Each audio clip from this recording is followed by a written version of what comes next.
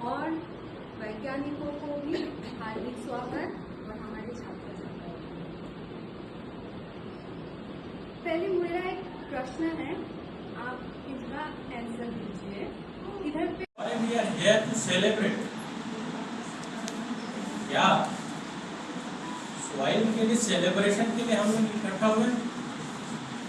No, I think उत्साह, celebration में उत्साह कहीं न कहीं कमी है हमारे पीछे। एक डर है कि आने वाले समय में जो आज के डेट में जो available soil quality quantity of soil is going to degrade. Anything is done. So we all are here. ये भविष्य का डर फिर ना आए.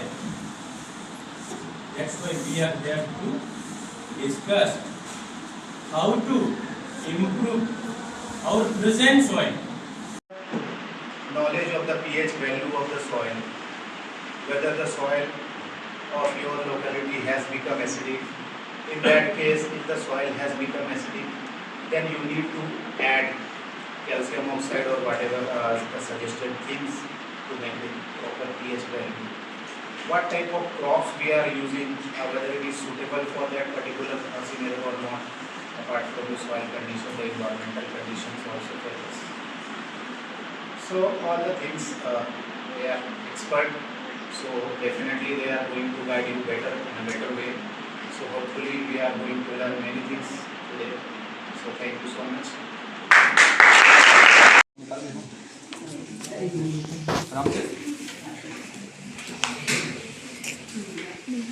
इसको बोलते हैं लार्वा। ओके, इससे क्या होता है, इसके बाद धीरे धीरे फिर हो गया, इसके बाद इससे क्या है बटरफ्लाई बनता है। ऑब्जर्व करते हैं लार्वा अक्सर पेड़ों में पत्तों में आप लोगों ने नोटिस किया होगा, अक्सर चलते रहते हैं, है ना। वो हो गया, ये हो गया, उसका ये अलग अलग फॉर्म के देखिए, उधर देखिए आप लोग जैसे देख सकते हैं अलग अलग बटरफ्लाइज वगैरह है ना, वो इसी फॉर्म से निकलते हैं। इसको आप लोग यहाँ नॉर्मल हिंदी लैंग्वेज में पिल्लू के नाम से भी बोलते हों, पिल्लू लग गया, कीड़ा में पिल्लू लग गया, इधर लग गया ना, तो और कोई नहीं, वो यही चीज़ है, ठीक है।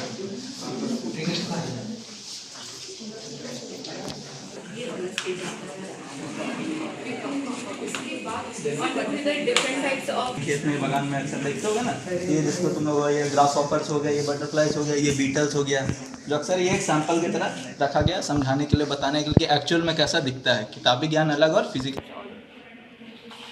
फिर ये उसी ओके, ये कोई भी होता है कि स्टेरलाइज एंड एंटीसेप्टिक कंडीशन में कुछ भी जैसे सैंपल्स तैयार करना होता है, किसी भी केमिकल का कुछ काम हो, अगर प्रॉपर तरीके से सिंपल भाषा में बोला जाए कि कुछ काम करना है हमको जिसमें कहीं भी कुछ बाहर से कोई एक्सटर्नल कीड़ा मकोड़ा है, कुछ गंदगी ना है, तो क्या करते हैं, इसके अंदर होता है एक लाइट ब्लू कलर का लाइट आता है, जिसको हम लोग यूवी लाइट बोलते हैं। यूवी रेडिएशन जो अक्सर आपने सुना होगा, जो आज के ट्रेंड में है कि बहुत ज़्यादा यूवी रेडिएशन फैला, तो वो हल्का सा कम इफेक्ट वाला यूवी लाइट इसके अंदर आता है, जो कहीं ना कहीं क्या स्टरलाइज करता है। स्टरलाइज करते अंदर हवा में जो भी कीटाणु वगैरह हैं, जो कहीं ना कहीं कुछ काम कर रहे हैं जिसमें आपको कोई गंदगी नहीं चाहिए, कि कुछ भी ना हो, ना आपको बोलना भी कुछ नहीं है इसके अंदर, आपको बस मास्क पहन के एकदम चुपचाप इसके अंदर वो काम करना है, तो इसको लैमिनार एयर फ्लो बोलते हैं, ठीक ना।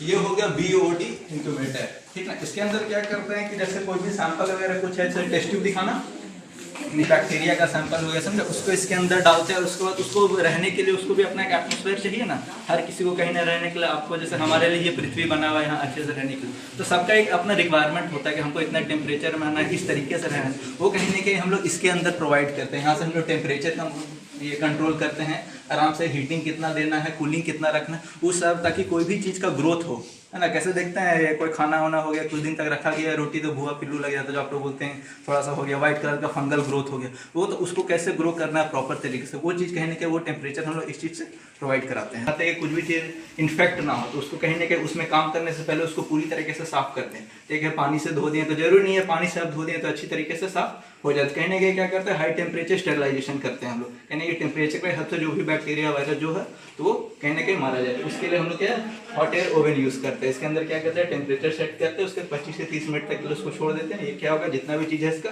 वो सारा मर जाएगा, उसका ये टोटली क्लीन हो जाएगा। उसके बाद आप इसमें अच्छे से अपने तरीके से काम कर सकते हैं। सेम चीज़ वही है, ये हो गया एनालिटिकल वे बैलेंस, ठीक ना। किसी भी चीज को बारीकी से नापने के लिए 100 ग्राम 200 ग्राम उससे कम की कोई भी चीज है, कोई भी चीज को हीट करने के लिए उसमें ये वाटर मिक्सचर है, ये कहने कि आपका सैंपल को रोटेट करने के लिए घुमाने के लिए यूज किया जाता है। मैग्नेटिक स्टीरर है, वो भी चीज को मिलाने के लिए अलग अलग। ये हो गया डिस्टिल्ड वाटर, ठीक है। ये डिस्टिल्ड वाटर है जो नॉर्मल जो टैप वाटर अब यूज़ करते हैं, जो घर में जो नलों का पानी है उसमें काफ़ी सारे मिनरल्स होते हैं, अलग अलग आयंस होते हैं, सॉल्ट्स के कंटेंट्स होते हैं, तो वो चीज़ इसमें नहीं पाया जाता है। ये प्यूरीफाई करके इस पानी को ज़्यादातर केमिकल एंड लैब वर्क के लिए यूज़ किया जाता है ना। ये प्रॉपरली पानी डिस्टिल्ड वाटर से तरीके से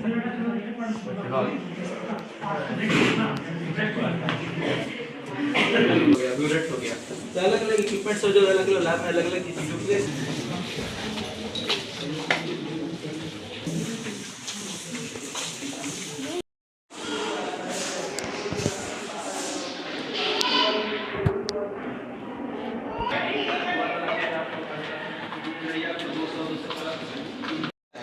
लेकिन ये जो आप देख रहे हैं ये जो है ना, ये इसका एक होता है कि अगर हम प्रॉपर तरीके से ग्रो करने जाए तो ये कहीं ना कहीं आधा केजी तक, एक ये जो पूरा गुच्छा है ये आधा केजी तक चला जाता है, एक गुच्छा। इससे ऊपर भी जाएगा 1 केजी तक भी, अगर और प्रॉपर टेम्परेचर ऑब्जर्व करें तो एक केजी तक ही बढ़ा जाएगा। ये इसको क्या करते हैं, जब भी डेफिनेशन में है सर।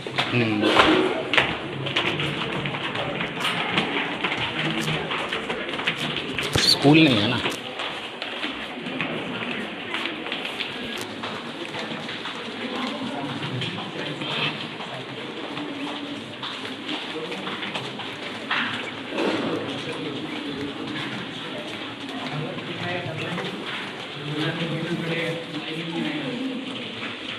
फ्लो चार्ट देता है कि हाँ इसके अकॉर्डिंग बनाएंगे तो हम लोग ज़्यादा दिन तक रख सकते हैं इसको।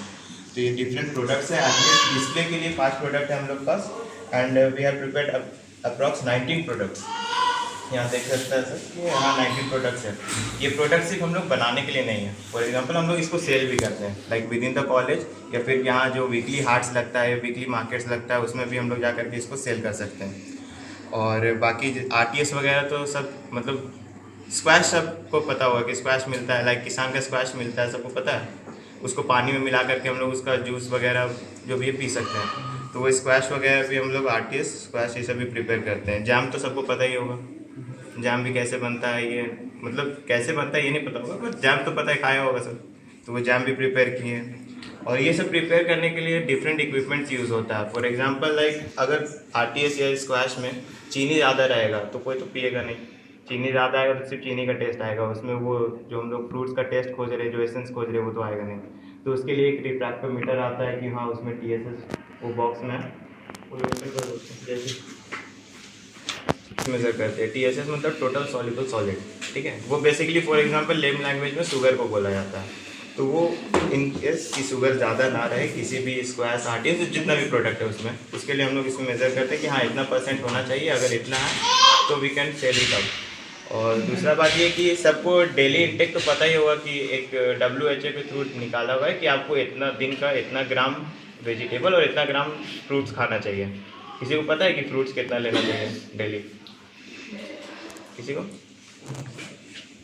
देखो टोटल अबाउट 300 ग्राम वेजिटेबल्स होना चाहिए और अप्रॉक्स 85 ग्राम फ्रूट्स, इतना हर किसी को डेली लेना चाहिए for the health cost.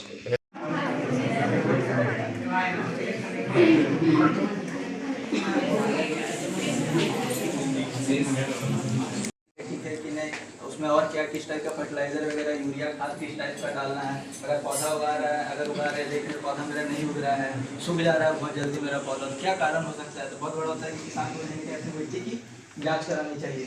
Block level पे सरकार की तरफ से बहुत सारे अभी चल रहे स्कीम्स वगैरह हैं ताकि आप मिट्टी को अपनी जांच में, सॉइल टेस्टिंग लैबोरेटरी किट्स वगैरह वो हर जगह हैं। किस लिए? ताकि आप अपनी मिट्टी को जानें। जब तक आप नहीं जानेंगे आपका मिट्टी कैसा है, क्या एसिडिक है, बेसिक है, बहुत ज़्यादा खारा है, अम्लीय है, जब तक नहीं जानेंगे तो कहेंगे आप आपका क्रॉप जो है, जो भी आप फसल उगाएंगे शायद वो जैसा आप सोचे वैसा नहीं आएगा। हो सकता है ग्रो ही ना करे, ग्रो करे एक स्टेज पर हरा भरा दिखे, उसके बाद क्या करें पता चल रहा है सूख रहा है धीरे धीरे, मेरा फ्रूटिंग आ ही नहीं रहा, फल आने के इंतजार, फॉस्फोरस क्या है, सल्फर कितना है, और उस हिसाब से उसके और क्या रिक्वायरमेंट्स है, उस हिसाब से फिर हम उतना उसके हिसाब से खाद डालते हैं, फिर देखते हैं कि आपका पौधा उतना ही अच्छा ग्रो कर रहा है। तो सेम चीज़ जो है, जैसे कि आप लोग यहाँ एनालिटिकल वे बैलेंस नीचे जो बताए थे, याद है ना? क्या कह रहे थे? किसी चीज़ की बारीकी से नापने के लिए, है ना, किसी भी 1-1 ग्राम की अगर तो बारीकी चाहिए तो उस चीज़ के लिए हम लोग एनालिटिकल वे बैलेंस का इस्तेमाल करते हैं। फिर फर्दर है मेरा ये सॉइल सैंपल से, ये जो सॉइल सैंपल है ये कॉलेज के अलग अलग हिस्सों का सॉइल सैंपल है। तो उस जगह क्या है, उस प्लॉट पे आप कहाँ अंदर एंट्री किए तो उस वक्त का जो छोटा सा खेत है वहाँ का प्लॉट है, हर जगह का अलग अलग सॉइल सैंपल लेते हैं, उसको कलेक्ट करते हैं। कलेक्ट करने का क्या तरीका है, जैसे जो मान लीजिए उठाते हैं और फिर कलेक्ट करते हैं, ठीक ना। उसके बाद क्या करते हैं, उसको कि आप धूप में कभी भी नहीं सुखाते हैं। धूप में क्यों नहीं सुखाते हैं, क्योंकि मिट्टी में भी क्या होता है कि माइक्रो ऑर्गेनिजम्स होते हैं, माइक्रोब्स होते हैं, कहीं ना कहीं धूप की गर्मी की वजह से मर सकते हैं। उस चीज़ को हमको ध्यान रखना, तो हम लोग क्या करते हैं, शेड ड्राइंग करते हैं कि कहीं ना कहीं छाँव के नीचे उसको 2 से 3 दिन तक सुखाते हैं ताकि वो मिट्टी क्या है पूरा सूख जाए। उसके बाद उसको क्रश करते हैं पूरा, इस टाइप से पाउडर बनाते हैं। ये क्या होता है, पाउडर पूरा तैयार करते हैं उस मिट्टी का। उसके हिसाब से फिर उसको जांच करने के लिए टेस्ट ट्यूब हो गया, टेस्ट ट्यूब में जितना है 5 ग्राम जैसा रिक्वायरमेंट है उस हिसाब से 10 ml पानी के साथ डाल के उसके बाद उसका चेक करते हैं क्या भी है। अब जैसे कि ये सॉइल सैंपल्स हो गए, अब ये हो गया आर्सेनिक। आर्सेनिक क्या है, एक तत्व है, ठीक ना, एक कंपाउंड है जो क्या है बहुत ही हार्मफुल होता है। कोई भी चीज़ अगर एक होता है कि किसी चीज़ कहता है किसी चीज़ का अगर ज़्यादा हो जाए, अगर उससे ज़्यादा हो गया या उससे काफ़ी कम है तो कहीं ना कहीं ये मेरे लिए काफ़ी हार्मफुल है, कंज्यूमेबल नहीं है। पानी वहाँ का आप ले ले सकते हैं, उस जगह का अगर मिट्टी के आसपास तालाब है तो उसका पानी आप नहीं यूज़ कर सकते हैं। वहाँ का जो मिट्टी है उसमें वैसा फसल उगा नहीं सकते हैं। क्या है, कहीं ना कहीं बहुत ही हार्मफुल हो सकता है आपके लिए। आज के समय में सुन रहे हैं कि बहुत सारे आजकल जो केमिकल पेस्टिसाइड यूज़ करता है आदमी लोग, कहीं ना कहीं कैंसरस होते जा रहे हैं। क्यों, क्योंकि जो मिट्टी में मिल रहा है, पानी में मिल रहा है, वो पौधे में आ रहा है, पौधे से हम और आप क्या उस फल फूल सब्जी को खाते हैं, तो कहीं ना कहीं हमारे लिए हार्मफुल है। तो उस चीज़ को हम चेक करते हैं क्या वो सही लिमिट में है कि नहीं। अगर लिमिट से कम है तो ठीक है, लिमिट से ज़्यादा तो कैसे अवॉइड करें, उससे बचे। तो उस चीज़ का जांच के लिए होता है ये कंडक्टिविटी मीटर होता है, ये EC एक तरह से NaCl क्या होता है बताइए कोई आप समझते हैं। मतलब नमी, वो नमी की जांच करता है कि मिट्टी में कितनी नमी है, नमी बहुत ज़्यादा नहीं है या बहुत सूखा हुआ तो मिट्टी नहीं है, उस हिसाब। ये हो गया मैग्नेटिक स्टीयर। ये क्या करता है कि अपने आसपास मैग्नेट का एक है, मैग्नेट का परत तैयार करता है। उसके हिसाब से जो भी इसके अंदर जो मिट्टी है जो भी डालते हैं वो क्या है गोल गोल घूमने लगे, और उस हिसाब से फिर क्या है वो मिट्टी में पानी में घुल जाते हैं। उस चीज़ के लिए ये है वॉर्टेक्स मिक्सर। इसका भी कुछ वैसा ही काम है कि यहाँ पर मिक्स करके सोल जाता है, पूरे बहुत स्पीड में घुमाता है और मिक्स करने में हेल्प होता है। ये हो गया pH। आप लोग जैसे किस क्लास में सर? 9th में। तो बता सकते हैं हल्का सा pH क्या हो सकता है?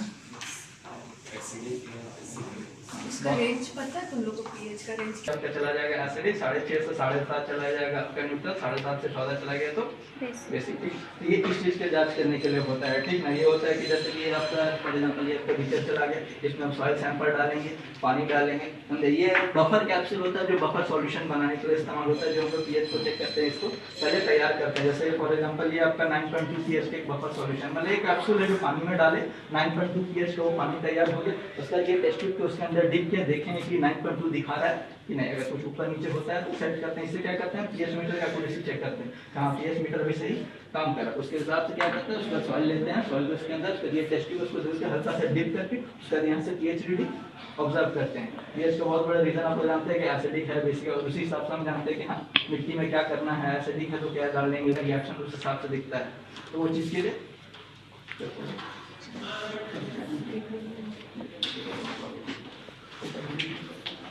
ये टर्बिडिटी मीटर है। जैसे इसमें हम लोग सल्फर का चेक करते हैं कि सॉइल सैंपल में कितना सल्फर है।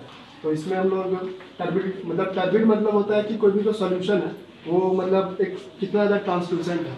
तो हम लोग एक सैंपल लेंगे जिसमें पोटेंशियल सल्फर होगा, उसको हम लोग इसमें टेस्ट करेंगे। अगर वो और उसमें कंपाउंड डलता है गम केशिया, तो जितना ज़्यादा वो सॉल्यूशन को टर्बिड होगा उससे हम लोग को पता चलेगा कि कितना ज़्यादा सल्फर इसमें है।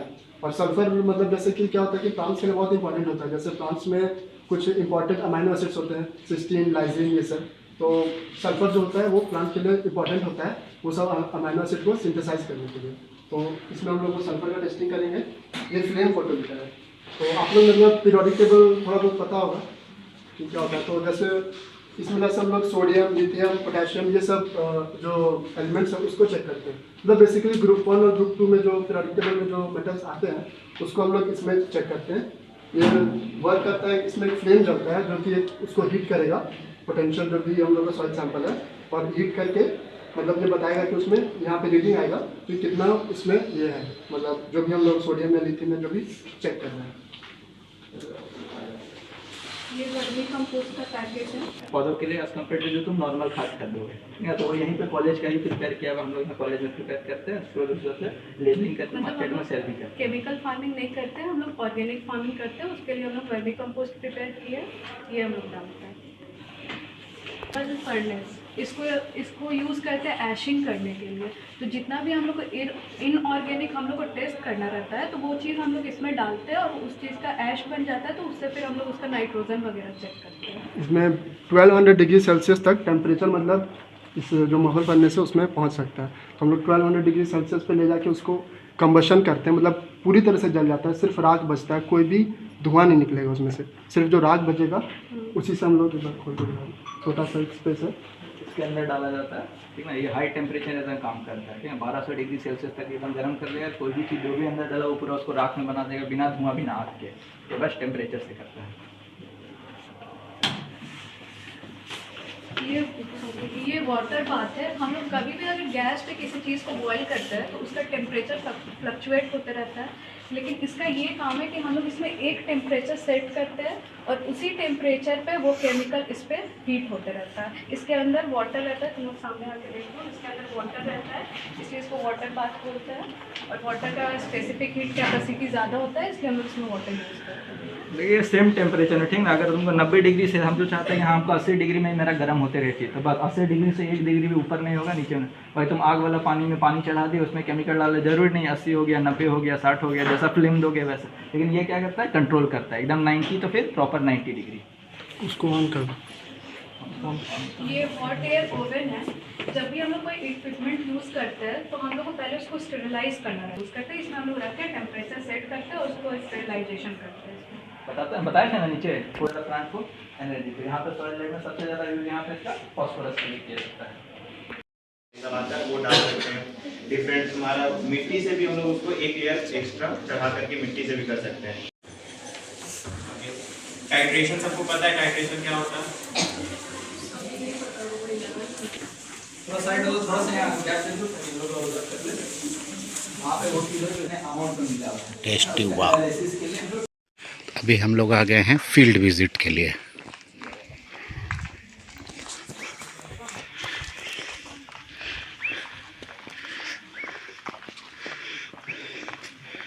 ये सारा एरिया में